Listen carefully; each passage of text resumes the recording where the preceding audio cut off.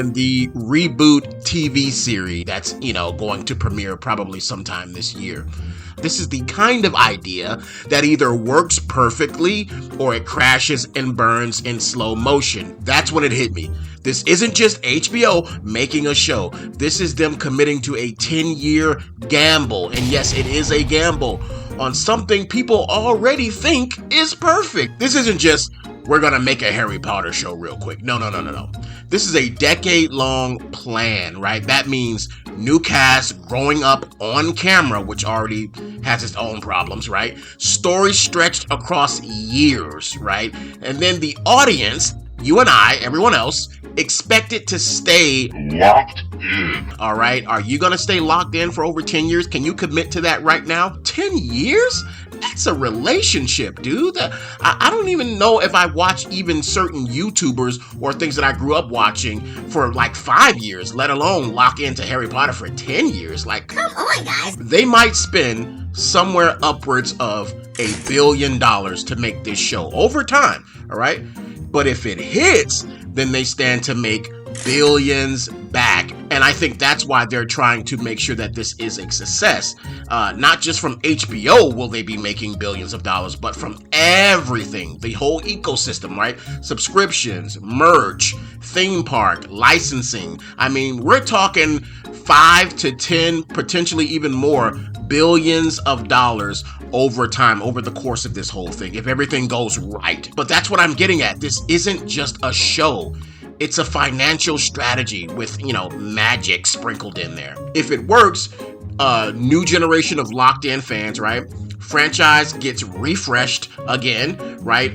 Money flowing non-stop. Oh, for sure. But what about if it failed? Massive financial hit to you guys. It's going to be fans losing trust in you year after year after year, right? And it's going to be a franchise overall loss of value. I mean, that's a real possibility. People might not be able to get this new Harry Potter out of their heads and go back to the old one. You're thinking, well, if this doesn't work, people just revert back to the old stuff and we'll still make money, right? Maybe not as much, but we'll still make money. But what if they don't? What if this new Harry Potter makes them just hate all of it altogether? Because J.K. Rowling is involved. So if it turns out to be crappy and she's involved, oh my God, that is a massive hit. What happens if people stop watching?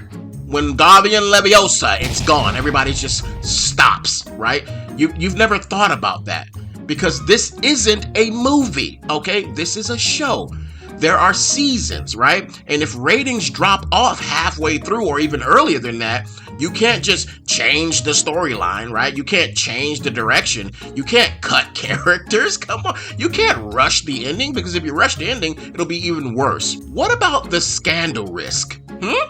Anybody ever thought about that? I guess I'm the first one. The scandal risk with these characters who are growing up in front of our eyes is a real issue, right? We remember what happened to Kang, right?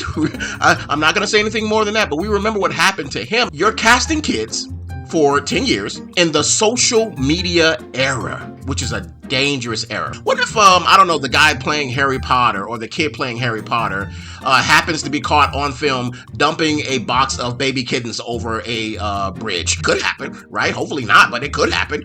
And that type of controversy will cause headlines all over the place. And then now what? What are you going to do now? You're going to recast Harry Potter halfway through the story? I don't think so, pal. Think about that. Same world, different faces, all right?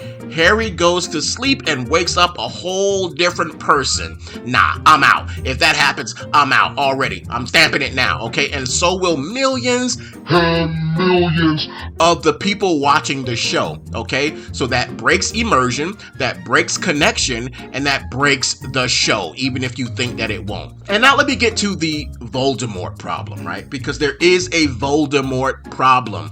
All right, because there was a kind of a problem in the old movies, but we kind of accepted it because it was kind of over the top and funny. But if this one is going to be more closer to what the books are, then it has to be serious. Voldemort decides everything, okay? What he looks like, If it's the same design, people are going to say that it's lazy. If it's a new design, people are going to be like, well, that's wrong. I like the other one better. You know, and then it comes down to who actually plays this guy. Are you going to make this guy look like a complete monster where you won't be able to recognize who does it? Or is he going to actually have a face, maybe a nose this time?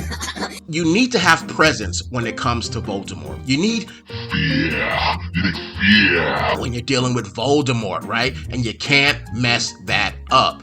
If Voldemort is not scary, guys, and he's just a bald dude with no nose and a bunch of opinions and a crybaby with a lot of power, you guys are going to have a real big problem on your hands, right? Because people are going to tell you that it sucks in real time, and I don't think you guys are ready for that, all right? And then there's the casting pressure already as it is, right? Even without all that stuff, even without the scandals, right?